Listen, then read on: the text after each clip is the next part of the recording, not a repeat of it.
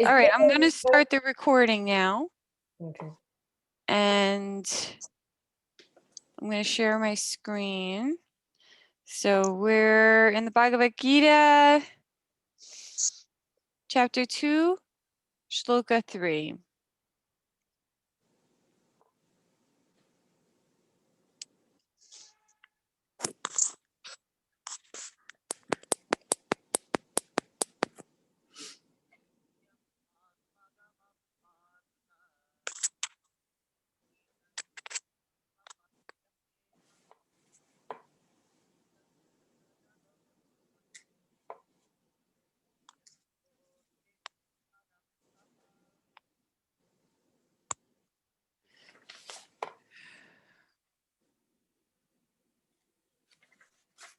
Can you guys see my screen still with the book? Yes. Okay, Yes. great. O son of Pertha, do not yield to this degrading impotence. It does not become you. Give up such petty weakness of heart and arise, O chastiser of the enemy. Arjuna was addressed as the son of Pritha, who happened to be the sister of Krishna's father, Vasudeva. Therefore, Arjuna had a blood relationship with Krishna. If the son of a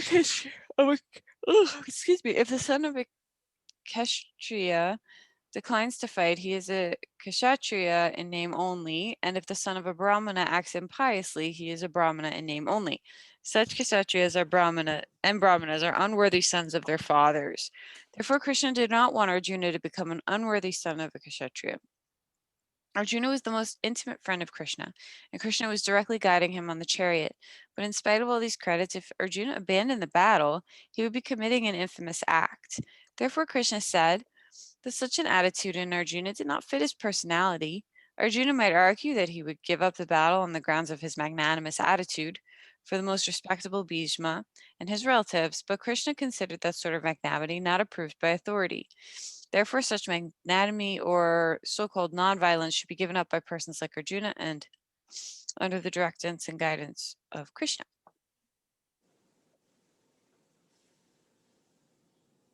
Chapter 2, Shloka 4.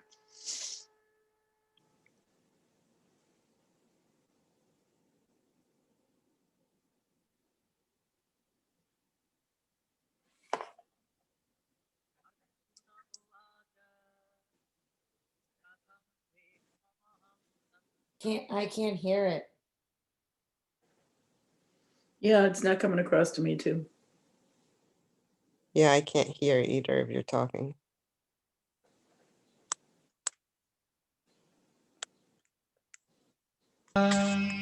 केशुभिः प्रतियोत्स्यामि पूजार्हा वरिसूदन.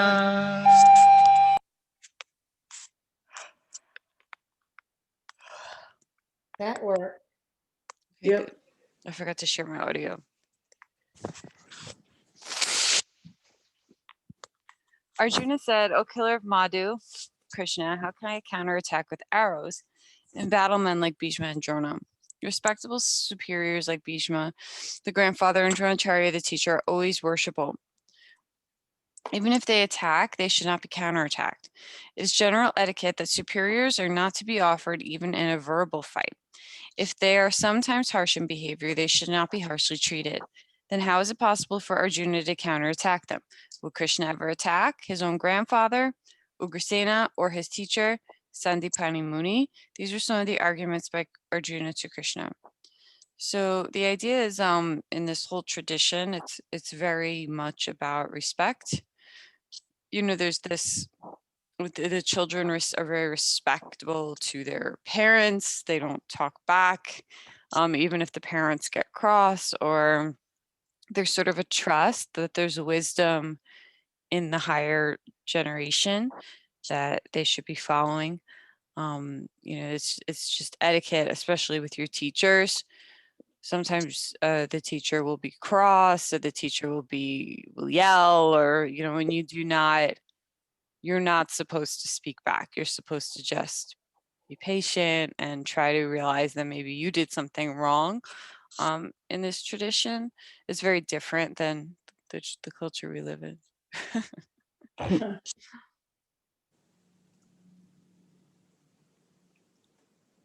I mean, all my teachers in this tradition are very gentle and sweet and kind. They've never been anything but that, but they've related stories to me about their teachers when they were living in ashrams. Some of them, this one particular was very like stern and curt, and but they would still have to, it would give them sort of a sense of humility, because they were literally punks. They were like the homeless kids in the city who were just being bad, and in punk rock bands, and and always in trouble. And then Prabhupada shows up in Manhattan, and he's feeding everyone this beautiful food, and he's telling all these nice stories, and he's chanting kirtan, and it just drew these kids in, and their whole lives switched around, and then they ended up living in ashram and sort of learning respect that they didn't really have before. Okay, so we're up to chapter 2, Shloka 5.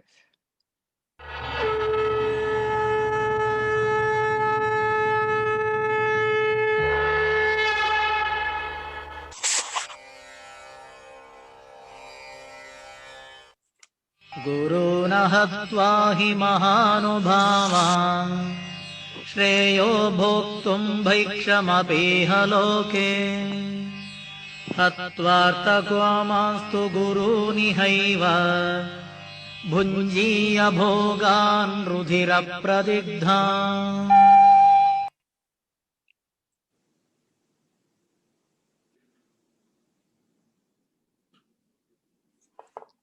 It's better to live in this world by begging than to live at the cost of the lives of great souls who are my teachers. Even though they are avaricious, they are nonetheless superiors. If they are killed, our spoils will be tainted with blood. According to scriptural codes, a teacher who engages in an abominable action and has lost his sense of discrimination is fit to be abandoned.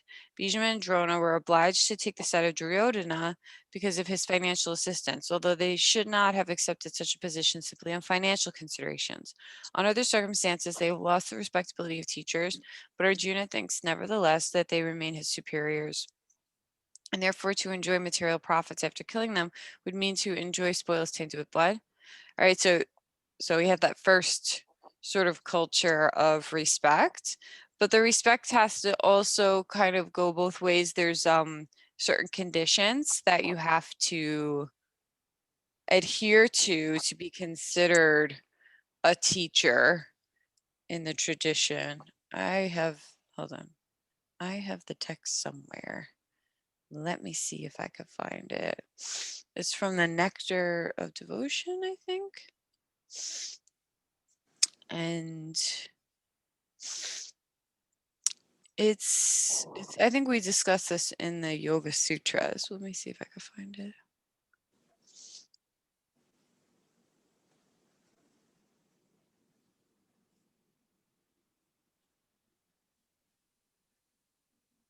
Maybe it was, oh, I'm taking so long. I'm sorry, guys. I don't think I'm looking through all my messages. Can you hear me? Yes. Absolutely. I just saw your message, Micheline. Yeah, that was earlier.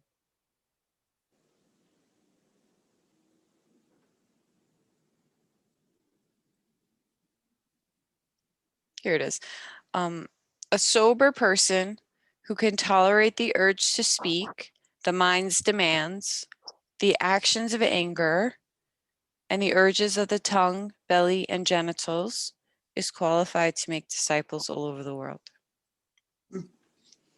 So the motives have to be correct. If your teacher is being cross with you and their motives are correct, it's like your mother correcting you if you're being bad or doing something out of line, sternly. That's very different than if somebody has become completely immoral and all their motives are for the wrong things, right? They're acting out of anger. They are eating all kinds of things they shouldn't. They can't control their impulses. They're having sex with everyone, right? Then you're not qualified anymore to be a teacher of the Vedic tradition.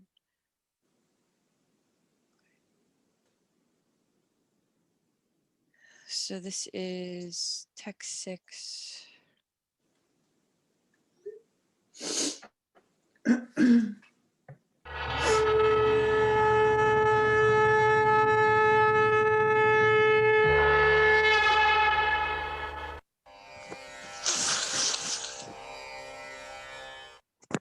न चैतद्विद्मः कतरन्नो गरीयः यद्वा जयेम यदि वा no जयेयुः यानेव हत्वा न जिजीविषामः तेव स्थिताः प्रमुखे धार्तराष्ट्राः.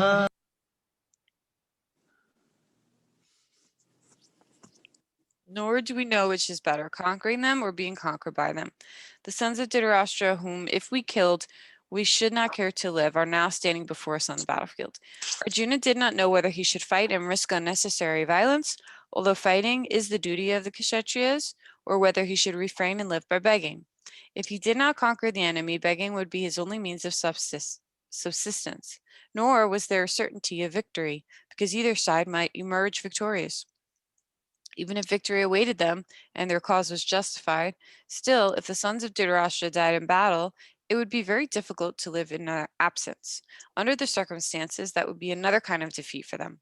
All these considerations by Arjuna definitely prove that he was not only a great devotee of the Lord, but that he was also highly enlightened and had complete control over his mind and senses. He was truly virtuous. As these qualities, combined with his faith in the words of instruction of Sri Krishna, his spiritual master, indicate, it is concluded that Arjuna was quite fit for liberation. Unless the senses are controlled, there is no chance of elevation to the platform of knowledge. And without knowledge and devotion, there is no chance of liberation. Arjuna was competent in all these attributes, over and above his enormous attributes in material relationships.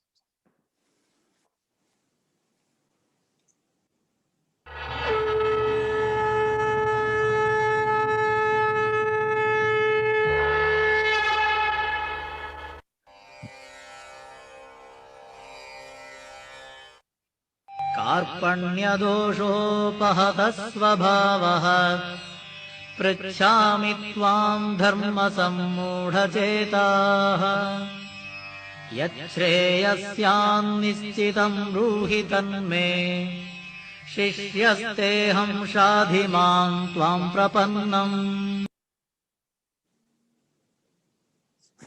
Now I am confused about my duty and have lost all composure because of weakness. In this condition, I am asking you to tell me clearly what is best for me. Now I am your disciple and a soul surrendered unto you. Please instruct me.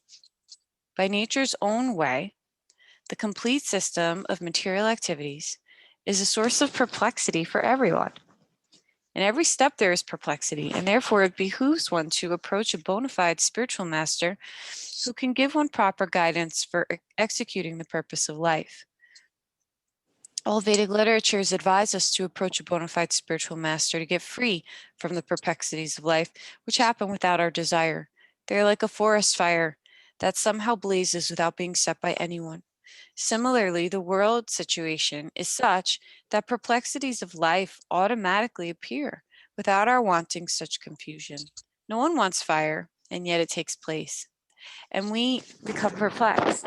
The Vedic wisdom therefore advises that in order to solve the perplexities of life and to understand the science of the solution, one must approach a spiritual master who is in the disciplic succession.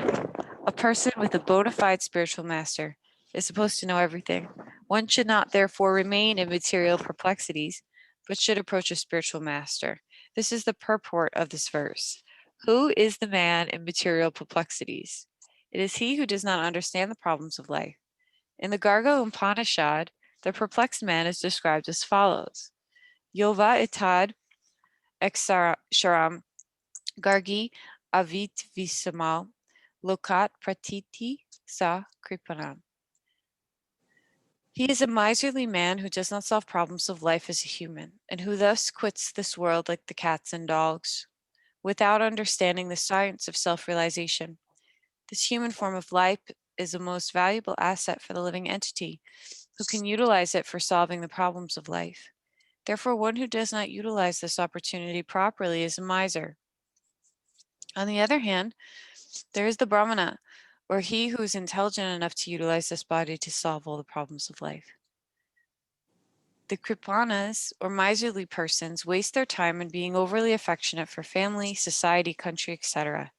In the material conception of life, one is often attached to family life, namely to wife, children, and other members on the basis of skin disease.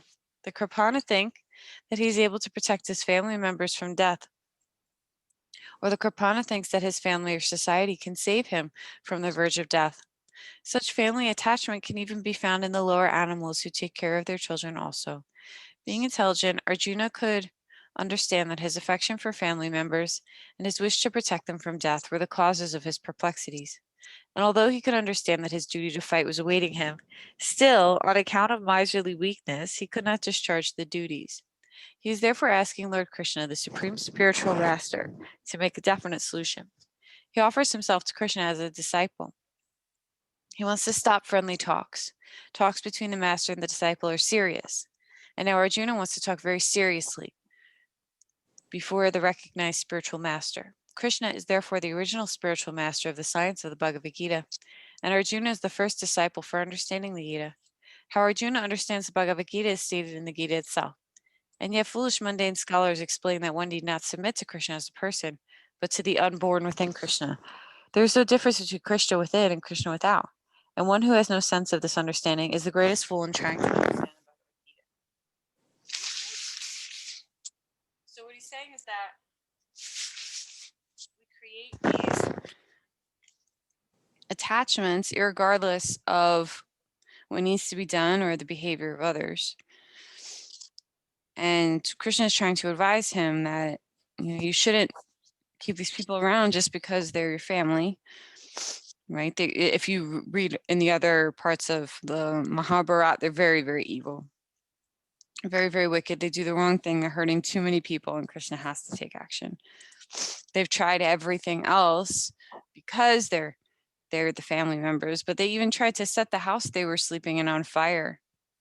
They made a house of lac, which is very, very combustible.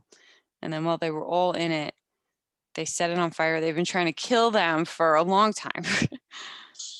And the Pandavas keep just putting up with it, but they shouldn't, is what Krishna is saying. It doesn't matter if you have the same blood running through your veins. This is what has to be done. His attachments are causing a big predicament, Arjuna.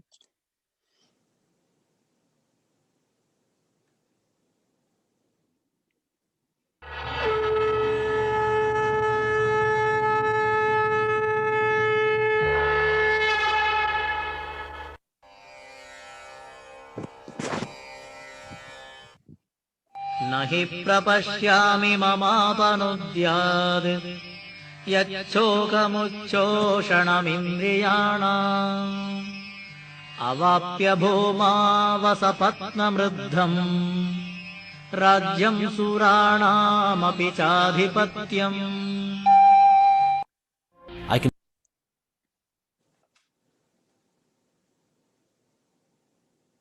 I can find no means to drive away this grief, which is drying up my senses.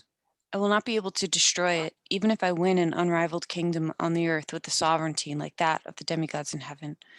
Although Arjuna was putting forward so many arguments based on knowledge of the principles of religion and moral codes, it appears that he was unable to solve his real problem without the help of his spiritual master, Lord Sri Krishna.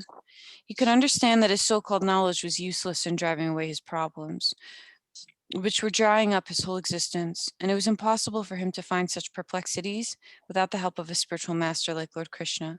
Academic knowledge, scholarship, high position, etc., are all useless in solving the problems of life. Help can only be given by a spiritual master like Krishna. Therefore, the conclusion is that the spiritual master, who is 100% Krishna consciousness, is the bona fide spiritual master, for he can solve the problems of life. Lord Chaitanya said that one who is master in the science of Krishna consciousness, regardless of his social position, is the real spiritual master. It doesn't matter whether a person is a Vipra, a learned scholar in Vedic wisdom, or is born in a lower family, or is in the renounced order of life. He is a master in the science of Krishna. He is perfect and bona fide spiritual master. So without being a master in the science of Krishna consciousness, no one is a bona fide spiritual master. It is also said in Vedic literatures, Satkarma Nipuno Vipro Mantra Tantra Vishardaha Avishnavo Guru Nasyad Vaishnava Shvipako Guru. A scholarly Brahmana, expert in all subjects of Vedic knowledge, is unfit to become a spiritual master without being a Vaishnava or expert in the sciences of Krishna consciousness. But a person born in a family of a lower caste can become a spiritual master if he's a Vaishnava or Krishna conscious. The problems of material existence, birth, old age, disease, and death cannot be counteracted by accumulation of wealth and economic development. In many parts of the world, there are states which are replete with all facilities of life, which are full of wealth and economically developed, yet the problems of material existence are still present. They are seeking peace in different ways, but they can achieve real happiness only if they consult Krishna or the Bhagavad Gita, Srimad Bhagavatam, which consists of the science of Krishna or the bona fide representative of Krishna, the man in Krishna consciousness. If economic development and material comforts could drive away one's lamentations for family, social, national, or international endeavors, then Arjuna would not have said that even an unrivaled kingdom on earth or a supremacy like that of the demigods and the heavenly planets would not be able to drive away his lamentations. He sought, therefore, refuge in Krishna consciousness, and that is the right path for peace and harmony. Economic development or supremacy over the world can be finished at any moment with the cataclysms of material nature. Even elevation into a higher planetary situation, as men are now seeking a place on the moon planet, can also be finished at one stroke. The Bhagavad Gita confirms this. Kishenya Punya Martyalokam Vishanti. When the results of the pious activities are finished, one falls down again from the peak of happiness to the lowest status of life. Many politicians of the world have fallen down in that way. Such downfalls only constitute more causes for lamentation. Therefore, if we want to curb lamentation for good, then we have to take shelter of Krishna, as Arjuna is seeking to do. So Arjuna is asks Krishna to solve his problems indefinitely. And that is the way of Krishna consciousness. So the idea is we're trying to take shelter in the material, and it's a big problem because it's like building a house for yourself out of sand and then not understanding why when there's a rainstorm, you're not protected any longer, right? If you're taking shelter in material gains, money can come, money can go. If you're taking shelter in your possessions, right, they're all made of matter, which can go in a heartbeat. But the idea is when they say take shelter in Krishna, it means take shelter in that universal energy, which is a permanent source of support, right? So if we can turn towards what's permanent instead of impermanent, we won't be lamenting all the time and suffering, right? We think if we could just get that money, then we'll be happy. If we could just get that XYZ, then we can be peaceful. You might be peaceful for a minute, but then some other problem will come in the material world or the money will get taken away, right? So let's go into the next text 5. And then this will be the last one before we do.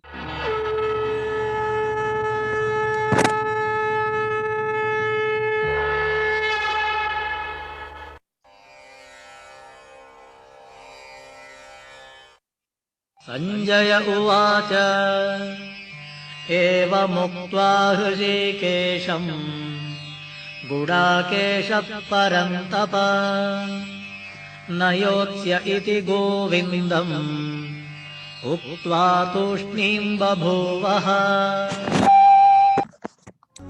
Sanjaya said, having spoken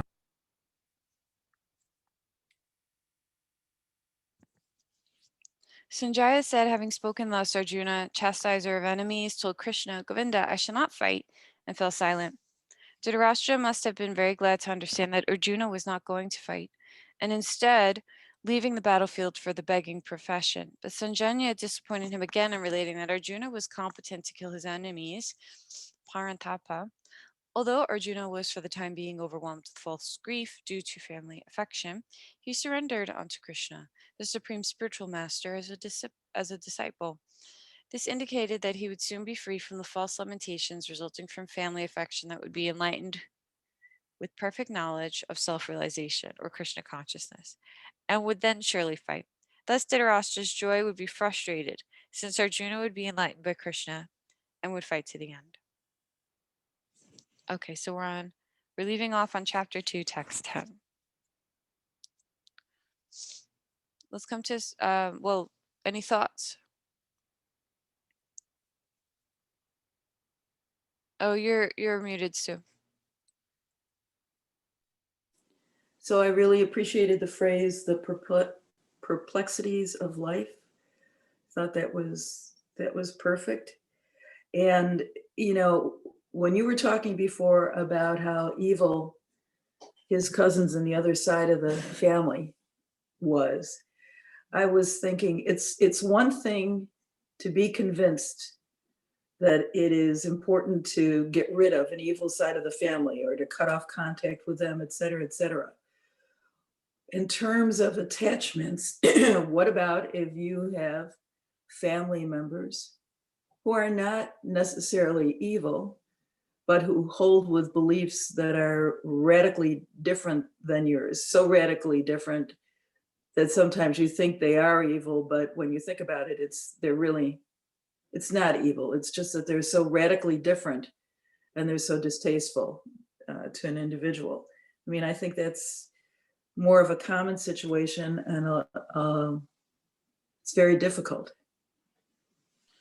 Yeah, I mean, a lot of people are going through that currently in their families. I may know what you're referencing. Yes. If they're not evil, right? It's like the 4 locks and 4 keys. If they're not wicked, but they're suffering in some capacity of their own making, we have to have compassion for them. And really, a mind doesn't change by having somebody battle with you over it, right? It's through Yes, that's- respectful, loving conversation where we're speaking to the truth of the other being that anyone's mind ever changes. In that respect, I have the same thing going on with some of my family members who are like some of the it's confusing to me. I was talking to my father about this the other night. You know, some of them are just the kindest, most loving, compassionate, giving people, Mhm. but yet they still make political choices that are confounding to me. But Mhm. in their mind, from the information that they've been given, their heart is still in the right place and they're trying to do the right thing too. But we're all trying to do the right thing with the information we're given. There's a lot of false information out there now leading the minds of people. So the truth always comes out eventually. It just requires a certain level of patience. And it's a compassion thing. You know, if we've ever been in a place where we thought we were right about something, but we were suffering because of our misidentification, then we would hope that the people in our lives that loved us had compassion for us. It's a totally different, like you step into a totally different boundary when somebody is wicked and evil and doing evil and wicked things. But there was actually a really interesting interview on Bill Maher a couple months back, and he was talking to a scholar, and he was saying through the campaigns of certain people on the left, that there were a lot of false equivalencies going on. That if you believe XYZ, then this means you're this kind of bad person, and that in itself is also misinformation. You know what I mean? Yeah. I mean, I'm trying to be vague, but I feel like you know what I'm talking about. Yes. Yes, I do know what you're talking about. Yeah, there were And like 2 you're right. extremes. That is where my question came from. Yeah, like at the end of the That- day, we're all sacred spirit souls. And that's how we should be relating on the familial level to people, not necessarily on the basis of like skin color. You know, he said, what did he say? How did he phrase that? That was good. What did he say? Like, is your skin sleeve or I don't remember. I think he was just alluding to the fact that because it's a cousin and you guys have the same skin or whatever, you're in Yeah. similar skin vehicles, it doesn't mean that you should have any allegiance to somebody who's doing the wrong thing and keep them alive just because of that. But I think that just because your skin vehicle is like, so let's think about it in the converse. Just because your skin vehicle is a different color, it doesn't automatically make you a devil. And I Mhm. know that's an unpopular opinion right now, and that might make me look a certain way, but you know, the people who are trying to make things right have to be given some compassion too if they've been going on misinformation as well. That's just my opinion based on what I've learned. You know, if we identify as only the body, then there's going to be a lot of me versus you, and that's getting us away from the point. If all of us, what is it? I think Ashley Law said it in one of our conversations. It was very beautiful. If we're all spirit souls and one of us, you know, we're all the same part, we're all parts of the same whole, and one of us is suffering, it's like if your leg was hurt, right, one part of your body, you would want to heal that part of your body and bring it back into the unit.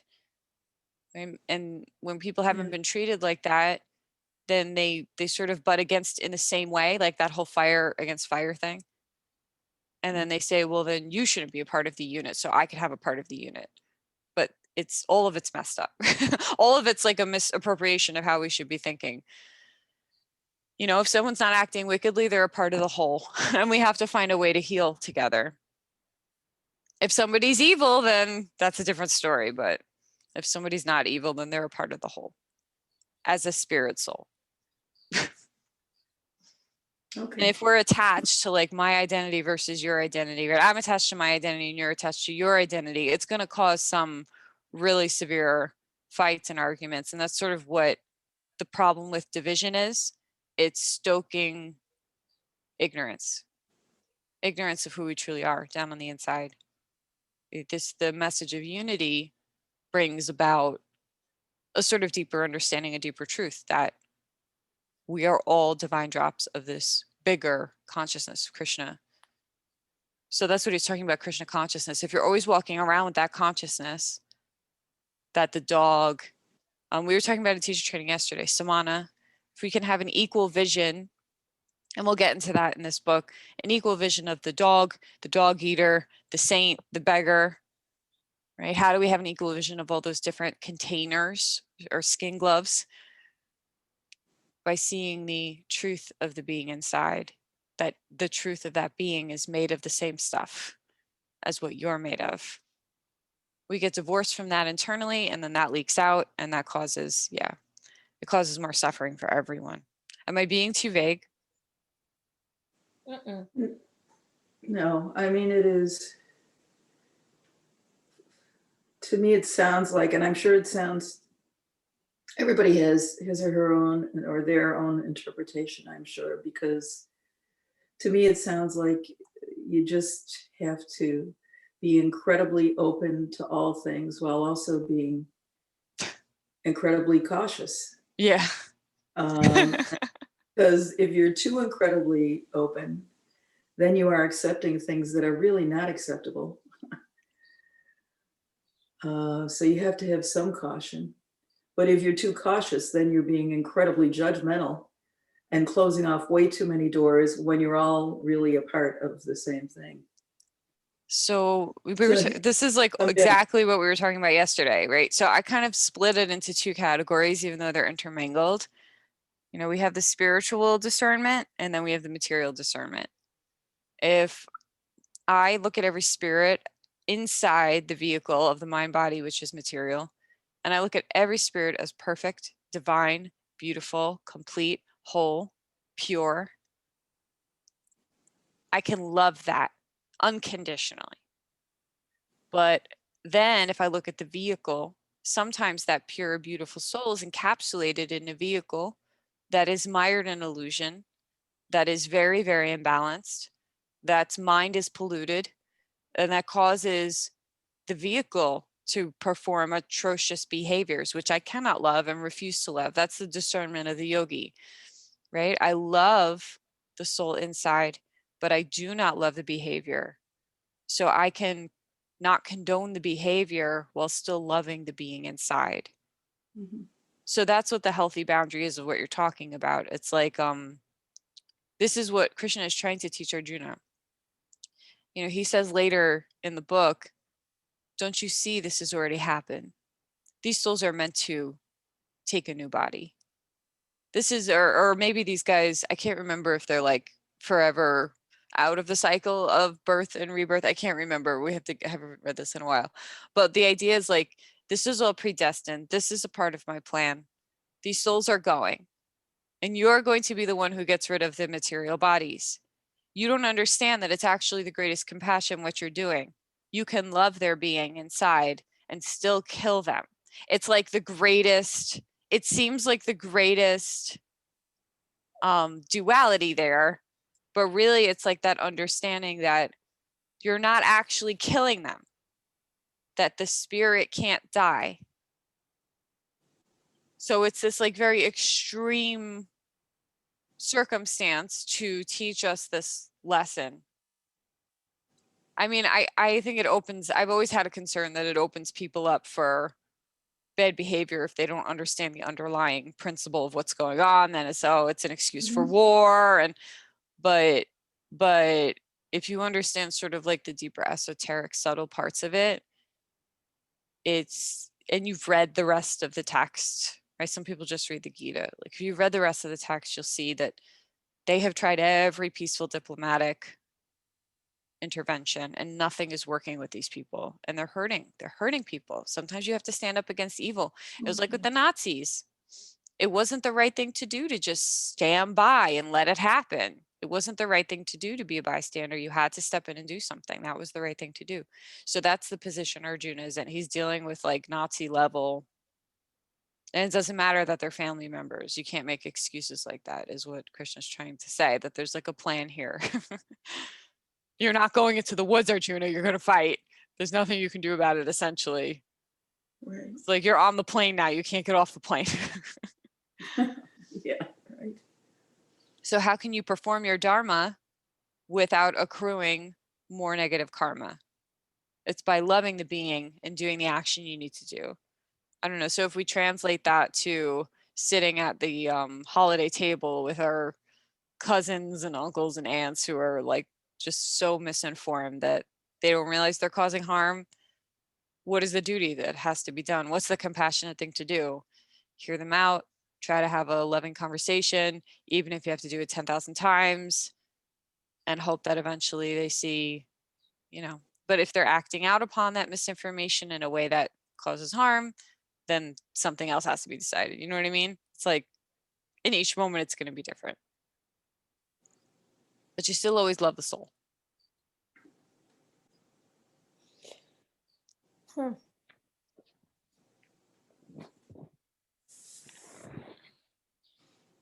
have a quick question. I keep sitting in cross-legged, but I did it too many hours yesterday. And now my hip and buttocks hurt. What would be an opposite position? You could put the other leg in front. You could lay on the floor. You could sit on a chair. You could sit on your knees. No, I'm saying to like kind of loosen that up. I've been going side to side. Oh, you should do a physical practice today. Okay, thanks. Yeah, and maybe some like resistance straps or something to just strengthen it. Something must be out of place.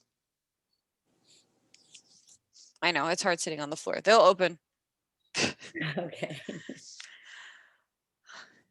All right, so you guys ready for some pranayam? Yes, thank you. So you can open up your right hand and fold your peace fingers into the center of the palm. Close off the right nostril. Inhale through the left. Close off both. Exhale through the right. Inhale through the right.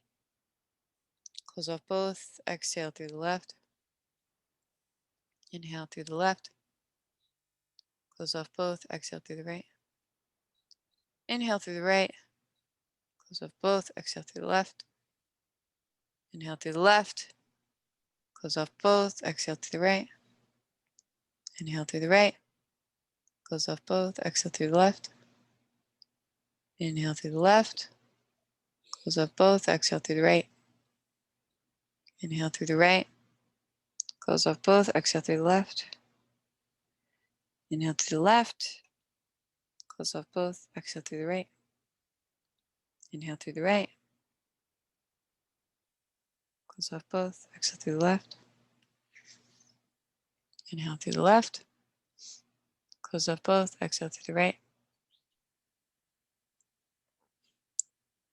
And then we'll exhale through the left. And start to breathe regularly.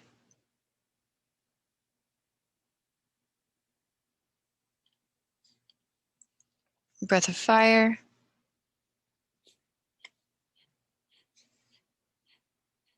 Do 30. Inhale all the way. Exhale all the way out. Inhale halfway. And count.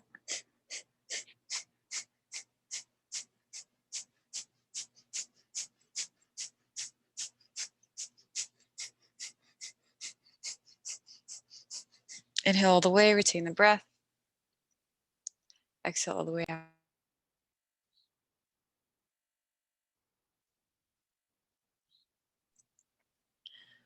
Bumblebee breath. Take your thumbs to your ears. Close off your eyes with your fingers. You'll make a humming noise 4 times through the nose as you exhale. Inhale.